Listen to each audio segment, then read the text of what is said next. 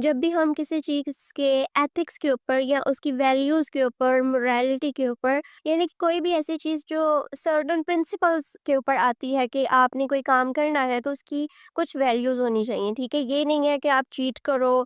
इन सब चीज़ों के ऊपर हम जब भी बात करते हैं किसी चीज़ के ऊपर, तो उसको हम कहते हैं एक्सियोलॉजी। ये एक ब्रांच है जिसके अंदर हम एथिक्स, मोरालिटी और वैल्यूज़ को हम देखते हैं कि किसी भी काम के अंदर कुछ एथिक्स होते हैं, ठीक है? हमारे पास रिसर्च के अंदर डिफरेंट एथिक्स आते हैं। सबसे पहले आता है हमारे पास एनवायरमेंटल एथिक्स, ठीक है? जब भी हम रिसर्च करते हैं, रिसर्च का मतलब ये नहीं होता कि आप सिर्फ़ और सिर्फ़ अपनी रिसर्च करते जाओ और बाकी सब भाड़ में जाए, ठीक है? ऐसे नहीं होता।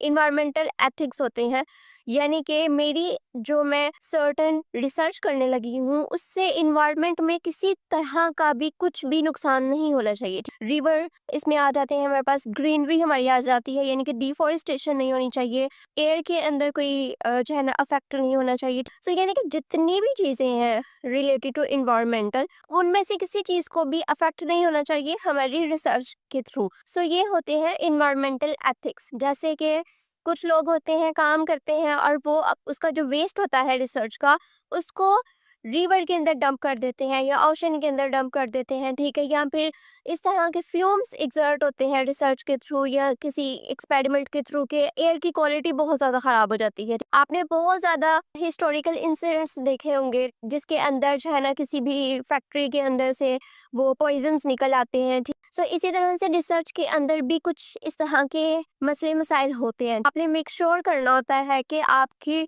रिसर्च के थ्रू कोई भी ऐसा मसला ना हो, ठीक है? और अगर करनी है आप, तो आपने ये देखना है कि नेसेसरी प्रिकॉशंस लेनी है, यानी कि अगर कोई मसला हो तो आपने उसको कैसे कंट्रोल करना है और इस लेवल के ऊपर करना है कि वो कंट्रोलेबल हो। और आपने छुप छुपा के अपना कोई भी इस तरह का एक्सपेरिमेंट कंडक्ट नहीं करना, बल्कि गवर्नमेंट को, अथॉरिटीज को इन सब चीज़ों के बारे में पता होना चाहिए, ठीक है?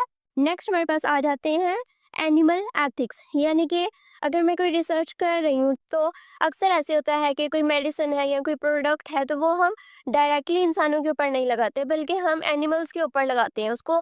जैसे कि आपने अक्सर देखा होगा कि रैट्स बहुत ज़्यादा हम यूज़ करते हैं एक्सपेरिमेंट्स के अंदर।